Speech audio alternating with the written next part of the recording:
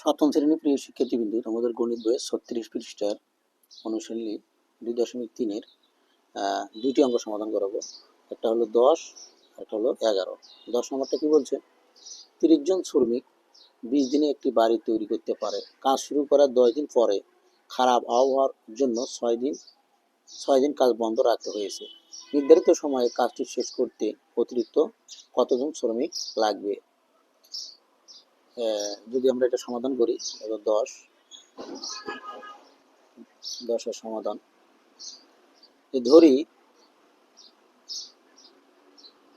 সম্পূর্ণ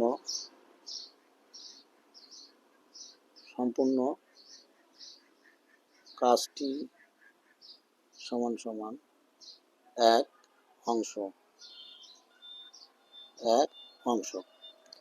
এই এক অংশ কাজটা তারা 20 দিনে করার জন্য চুক্তিবদ্ধ হলো। তাহলে দেখো 30 জন শ্রমিক, এটা যদি আমরা লিখি 30 জন শ্রমিক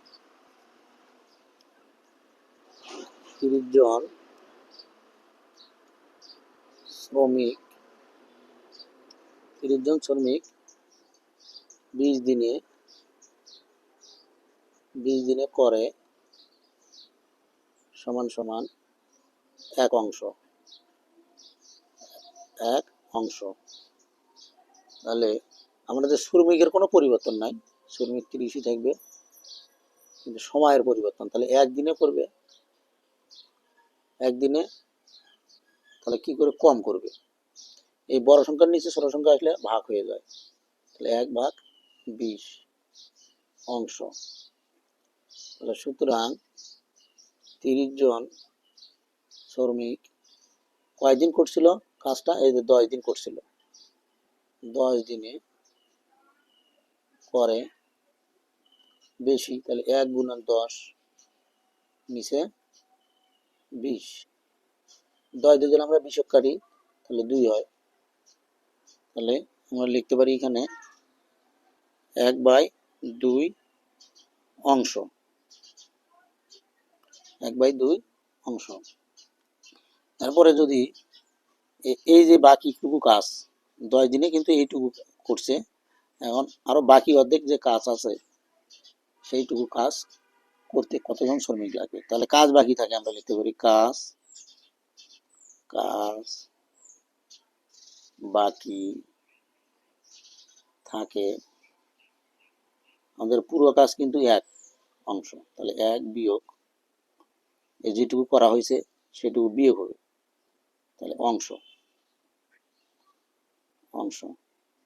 তাহলে সমান সমান আমরা লসাগু টান দেই, এই যে 1-এর নিচে 1 ধরলে মনে মনে 1, সেই 1 আর এই 2 এর লসাগু হয় 2 হয়।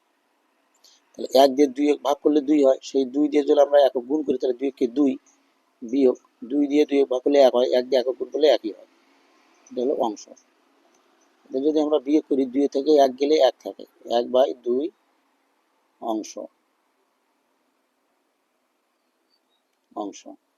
এটা হলো বাকি কাজ। দেখো সময়, দেখো 10 দিন করছে, আবার কাজ বন্ধ ছিল 6 দিন। তাহলে 20 দিনের মধ্যে 10 দিন করছে আর হলো 6 দিন বন্ধ ছিল। তাহলে 10 আর 6 দুটো যোগ করবো, তাই থেকে এটা বিয়োগ করে দেবো, তাহলে বাকি দিনটা থাকবে। তাহলে আমরা লিখতে পারি সময় বাকি থাকে, সময় বাকি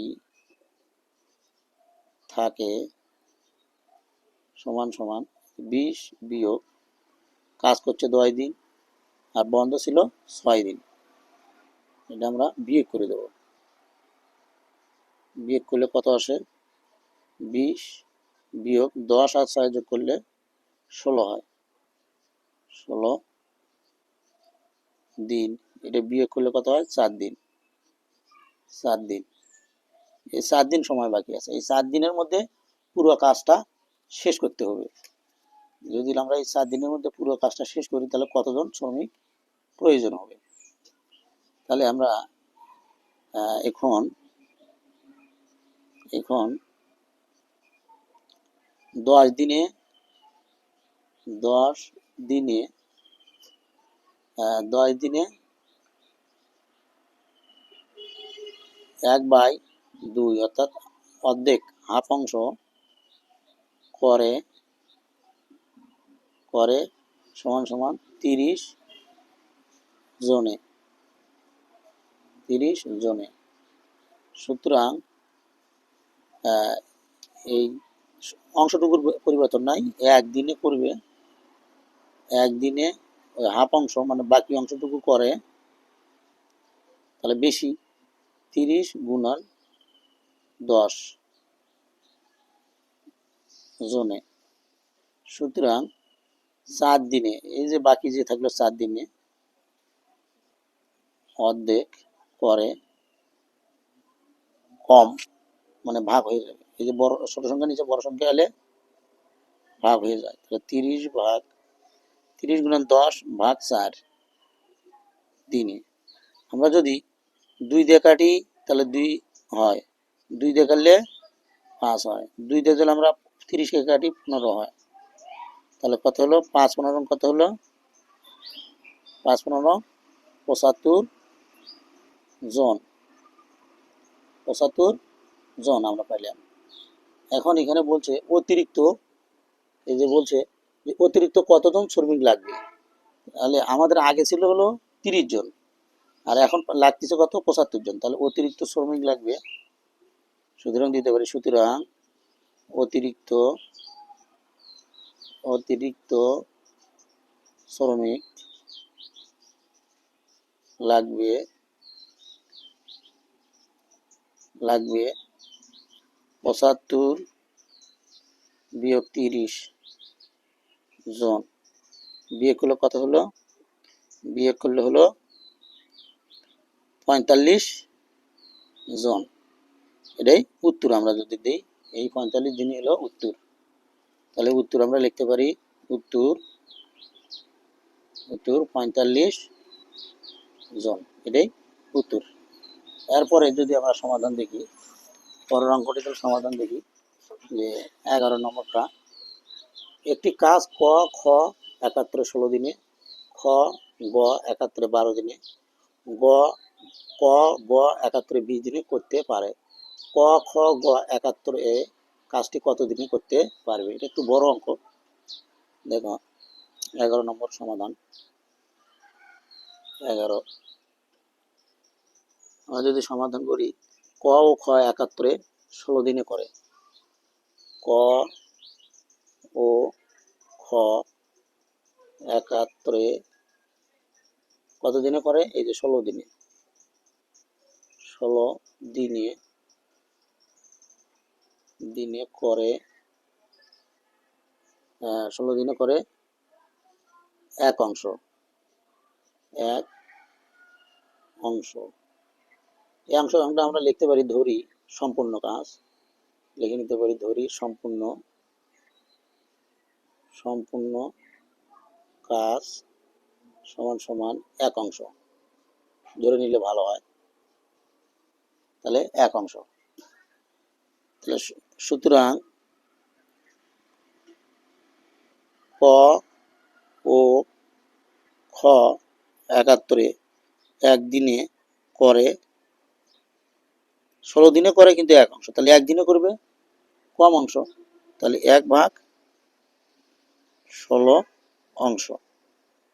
আবার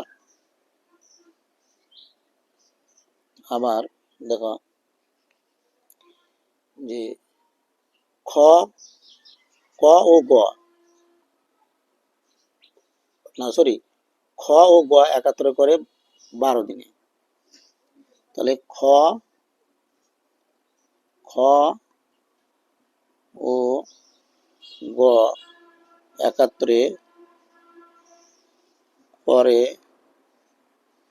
একাত্তরে একাত্তরে 12 দিনে 12 দিনে করে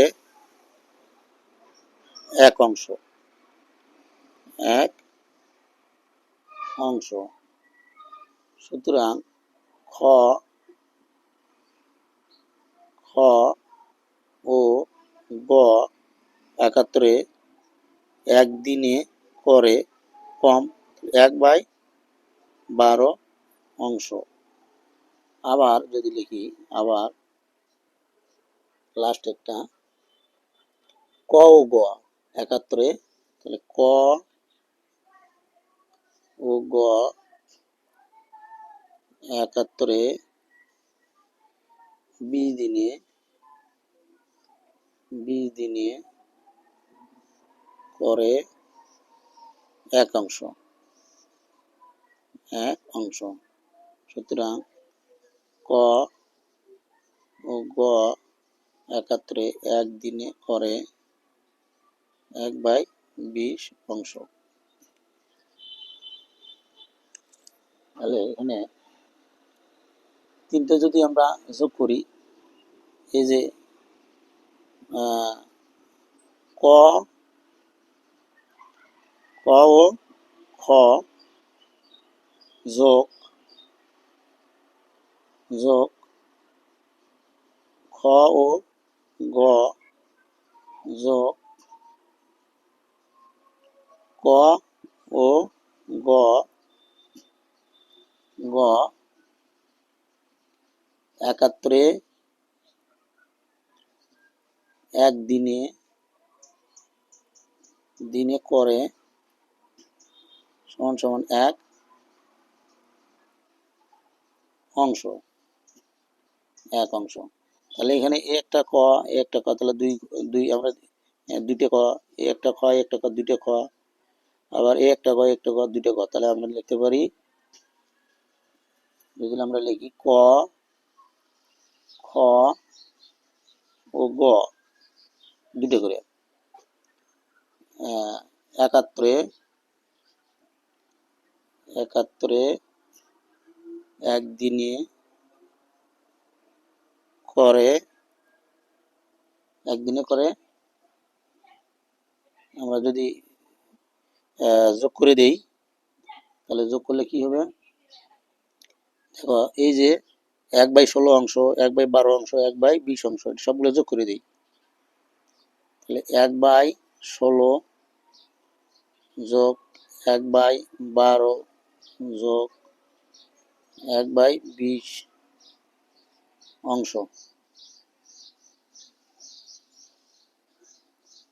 অংশ। এখন এটা যদি আমরা লসাগু করি, এই যে 16, 12, 20 এর লসাগু যদি আমরা করি, তো দেখো এটা লসাগু করলে হবে, আমরা সাইড নোট করতে পারি। দেখো এটা যদি আমরা লসাগু করি, কত 16, 12, 20, এটা যদি আমরা লসাগু করি, দেখো 2 দিয়ে ভাগ করলে কত হয়, 8 হয়, 6 হয়, তারপরে কত হয়, 10। আবার যদি 2 দিয়ে ভাগ করি, 4 হয়, 3 হয়, 5 হয়, 8 যায় না। তাহলে আমরা 2 গুণন 2 গুণন 4 গুণন 3 গুণন 5, তাহলে 2 দুগুণ 4, এই 4 দিয়ে গুণ করে 16, 16কে 3 দিয়ে গুণ করে 3 ছিল 48, 48কে আমরা 5 দিয়ে গুণ করবো, 48 গুণন 5 থেকে 5 8 40, শূন্য হাতে থাকলো 4, 4 5 20 4 24, তাহলে কত হলো, 240 কিন্তু হয়। তাহলে আমাদের লসাগু দাঁড়ালো হলো কত, 240। আমরা লসাগুটা লিখি এখানে 240। এই 16 দিয়ে যদি আমরা এটাকে ভাগ করি, 240কে ভাগ করলে 15 হয়, সেই 15 দিয়ে একক গুণ করলে তাহলে 15কে 15 যোগ 2 বার যায় 20 হয়। তাহলে এখানে হবে কত, 20 যোগ এখানে হবে 12 অংশ। যদি আমরা এগুলো সব যোগ করি সবগুলো, তাহলে দেখো 240 নিচে লিখি, তারপরে আমরা দিই হলো 2 0 2 আর হলো 5 7, তাহলে 1 3 4, তাহলে হলো কত, 47/240 অংশ। তাহলে এখানে দেখো এই 2 দিনে, তাহলে এই যে 2 ক 1 দিনে করছে এত অংশ, তাহলে 1 ক করবে কত দিনে, 1 যদি লিখি আমরা, তাহলে বা দেই, বা ক, খ ও গ। গ একাত্তরে, একাত্তরে, একাত্তরে একদিনে, দিনে করে, করে একদিনে করে কত, তাহলে 47, 47 বাই 240, এই যে 2 গুণ হয়ে যাবে, গুণ অংশ, এটা হবে অংশ, এটা গুণ করলে কত আসে, 47 বাই, এটা গুণ করলে 48, শূন্যটা বসে দেয়, এত অংশ, 400 কত হলো, তাহলে 480 অংশ দাঁড়াল। এখন যদি আমরা লিখি যে ক, খ ও গ, গ, ক, খ, গ, একাত্তরে, একাত্তরে 47 বাই 480 অংশ করে সমান সমান এক দিনে। তাহলে সুতরাং ক, খ ও গ একাত্তরে এক অংশ মানে পূর্ণ অংশ করে কম দিনে, তাহলে কবে কি ভাগ হয়ে যাবে, এই 480 যাবে 1 গুণন 480 উপরে নিচে হবে কত, 47 দিনে।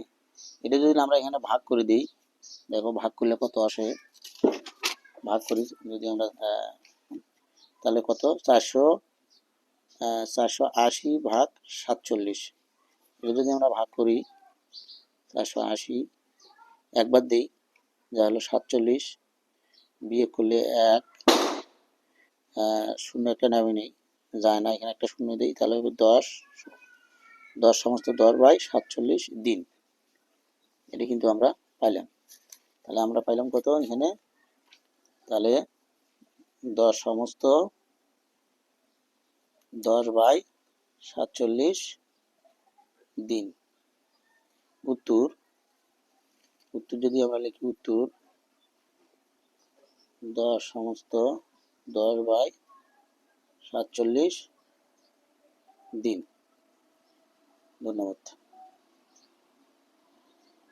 সপ্তম শ্রেণীর শিক্ষার্থীবৃন্দ, তোমার গণিত বইয়ের 36 পৃষ্ঠের 12-13 দুটি অঙ্ক সমাধান করব। যে একটি 12 নম্বর কি বলছে, একটি চৌবাচ্চায় দুটি নল আছে, প্রথম ও দ্বিতীয় নল দ্বারা যথাক্রমে 12 ঘন্টা ও 18 ঘন্টা খালি চৌবাচ্চাটি পূর্ণ হয়। নল দুটি একসাথে খুলে দিলে খালি চৌবাচ্চাটি কত ঘন্টায় পূর্ণ হবে।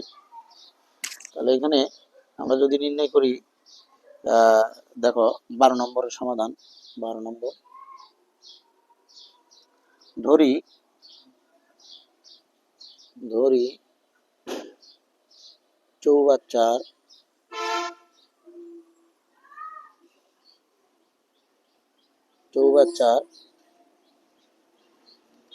আয়তন সমান সমান এক অংশ,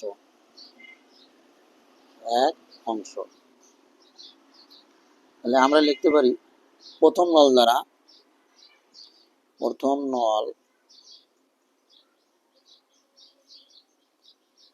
নল দ্বারা 12 ঘন্টায় পূর্ণ হয়, 12 ঘন্টায় পূর্ণ হয় সমান সমান এক অংশ। সুতরাং প্রথম নল দ্বারা 1 ঘন্টায় পূর্ণ হয় কম 1/12 অংশ। আবার যদি লিখি, আবার দ্বিতীয় নল দ্বারা কত, 18 ঘন্টা, 18 ঘন্টায় পূর্ণ হয় সমান সমান 1 অংশ। সুতরাং দ্বিতীয় নল দ্বারা 1 ঘন্টায় পূর্ণ হয় 1/18 অংশ। এখন দুটো নল যদি একসাথে খুলে দেয় তাহলে প্রথম ও দ্বিতীয় নল দ্বারা 1 ঘন্টায়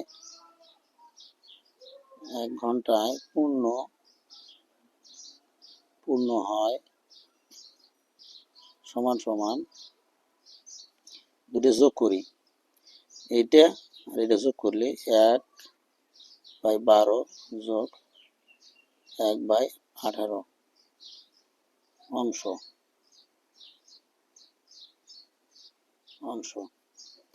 এটা যদি আমরা যোগ করি মানে লসাগু করি, 12 আর 18 লসাগু যদি করি আমরা কত দাঁড়াবে?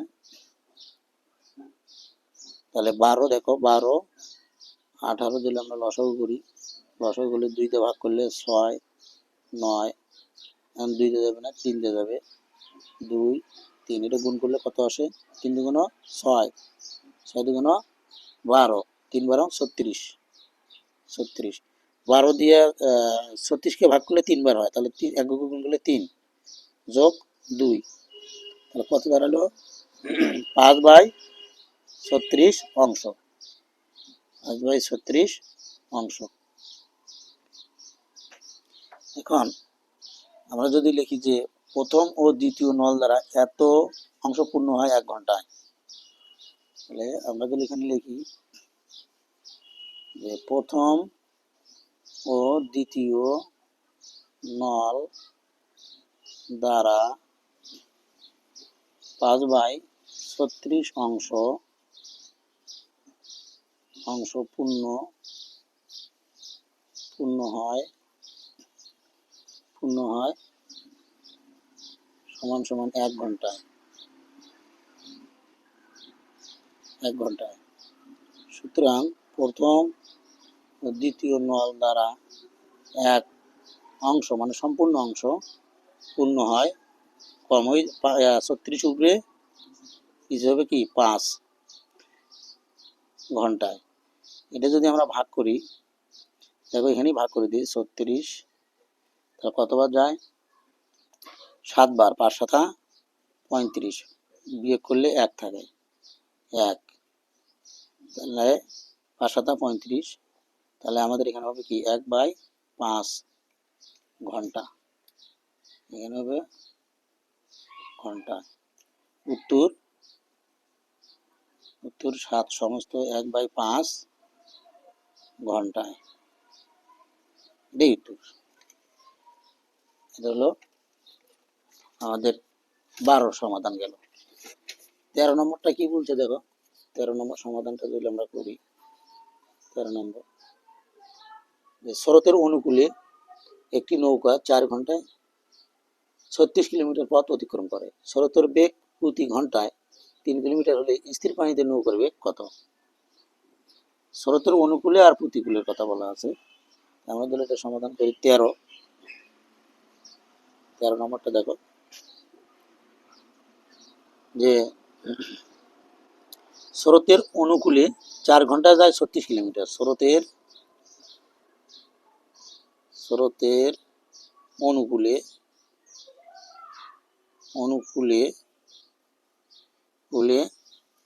4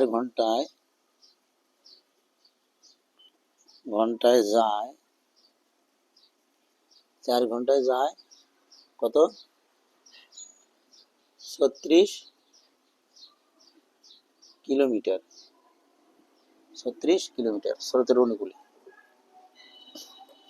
দেখো সুতরাং স্রোতের অনুকূলে 1 ঘন্টায় যায় কম, তাহলে 36/4 কিলোমিটার। এটা যদি আমরা ভাগ করি, ভাগ করলে কত আসবে? 7 দিয়ে যদি 36 কাটি 9 হবে, তাহলে কত হলো? 9 কিলোমিটার মিটার, 9 কিলোমিটার। তাহলে স্রোতের বেগ আছে 3 কিলোমিটার। স্রোতের স্রোতের বেগ বেগ ঘন্টায়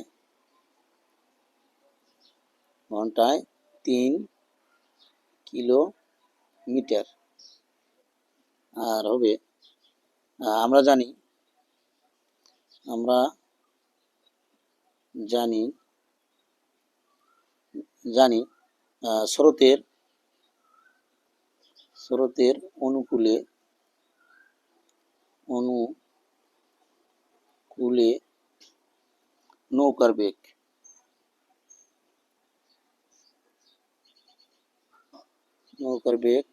সমান সমান স্রোতের অনুকূলে মানে স্রোত যেদিকে যাচ্ছে নৌকো সেই দিকে যাচ্ছে। তাহলে নৌকার বেগ দুটো যোগ হবে, নৌকার বেগ যোগ স্রোতের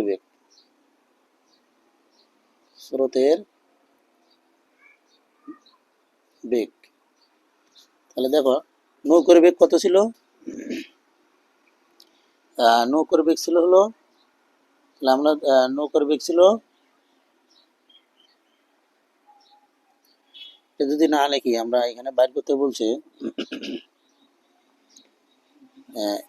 এই যে স্রোতের অনুকূলে নৌকার বেগ ছিল হলো 9 কিলোমিটার নাকি। তাহলে আমরা এখানে দেবো বা দিতে পারি বা নৌকার বেগ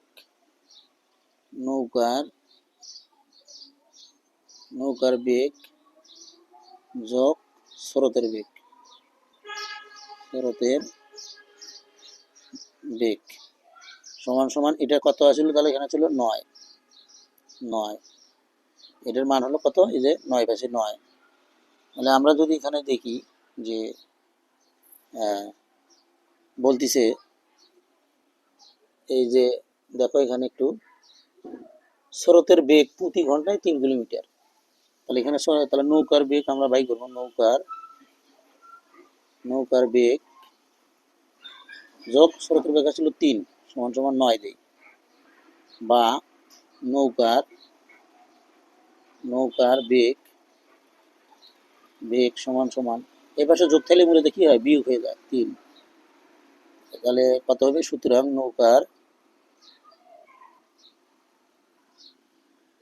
নৌকার বেগ, তাহলে 9 থেকে 3 বাদ দিলে 6 থাকে, 6 কিলোমিটার। এটা আমরা উত্তর লিখতে পারি। উত্তর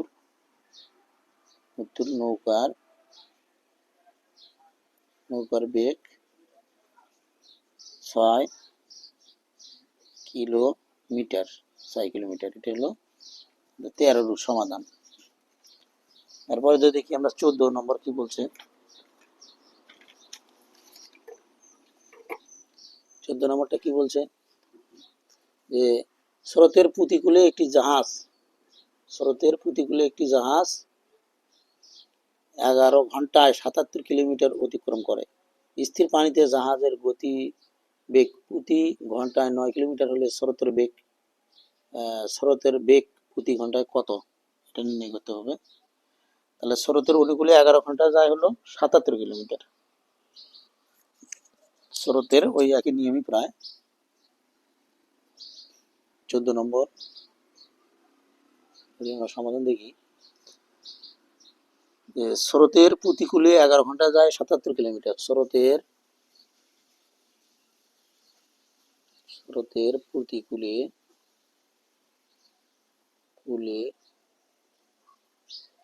11 ঘন্টায় যায় সমান সমান 77 কিলোমিটার।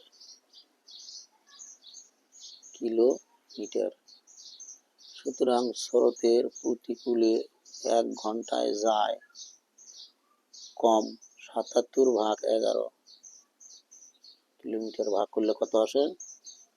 আসবে হলো 7 11 77। কত হবে তাহলে? 11 দেখালে 7 কিলোমিটার। এটা কাটলে হলো 7 কিলোমিটার।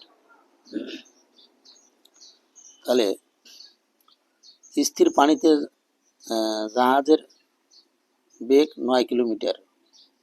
স্থির স্থির পানিতে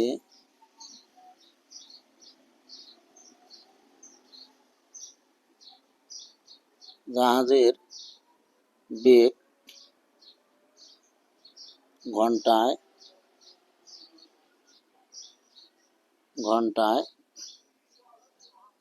9 কিলোমিটার।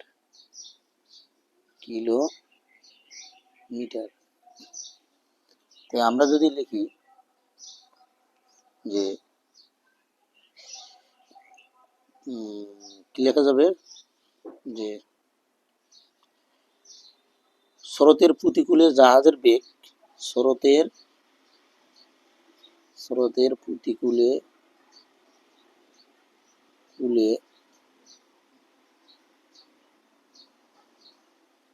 জাহাজের বেগ সমান সমান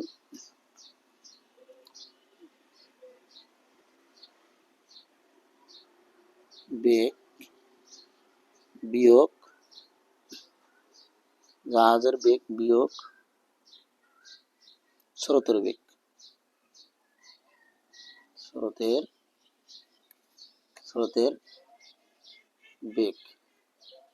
বেগ।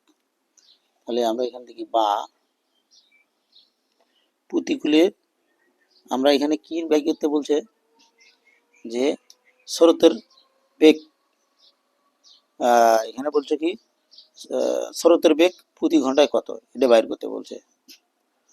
তাহলে আমরা এখানে স্রোতের বেগ যেহেতু বাইর করতে বলছে, তাহলে এটাই পাশে নেই। তাহলে জাহাজের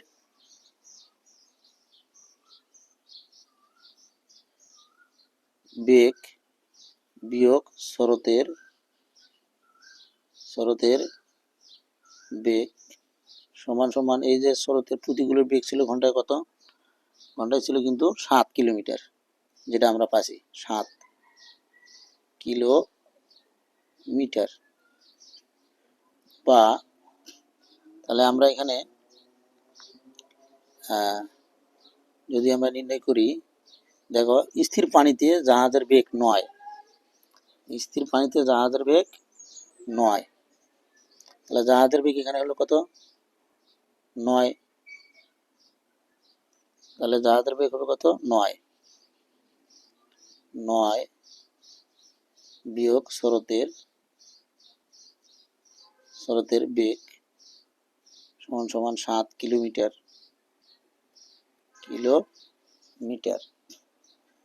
আমরা যদি এটা লিখি, দেখো মাইনাস, ধরো 9 এই পাশে আছে 9, আর এটাই পাশে নিয়ে গেলাম -7 কিলোমিটার সমান সমান, এটাই পাশে গেল, যা প্লাস হয়ে গেল স্রোতের বেগ। তাহলে আমরা লিখতে পারি স্রোতের বেগ 9 থেকে 7 গেলে 2 কিলোমিটার। উত্তর 2 কিলোমিটার। এটি হলো 14 সমাধান।